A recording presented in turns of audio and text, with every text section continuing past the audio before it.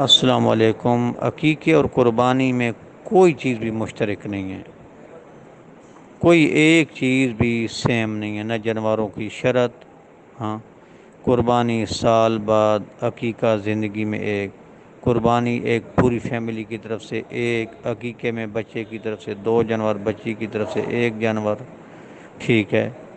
تو کوئی چیز سیم ہے ہی نہیں۔ عقیقے میں صرف چار جانور چلتے ہیں: بکری، بکرا، دمبا، بھیڑ۔ قربانی میں تو یہ چار گائے، بیل، اونٹ، اونٹنی، بھینس اور بھینسا بھی چل جاتے ہیں۔ عقیقہ ثابت نہیں ہے گائے اور اونٹ وغیرہ کا، ثابت نہیں ہے۔ اگر وہ کرنا چاہے، گنجائش نکالے، تو وہ دو گائے، دو اونٹ، یا ایک اونٹ اور ایک گائے کرے۔ دو خون ہونے چاہیے یا ایک خون بچی کی طرف سے۔ تو یہ ان کی کوئی آپس میں ہے ہی نہیں، نہ کوئی شرطیں قربانی والی عقیقے میں ہیں، کچھ بھی نہیں ہے۔ ہاں، کوئی چیز بھی ان کی آپس میں نہیں ملتی۔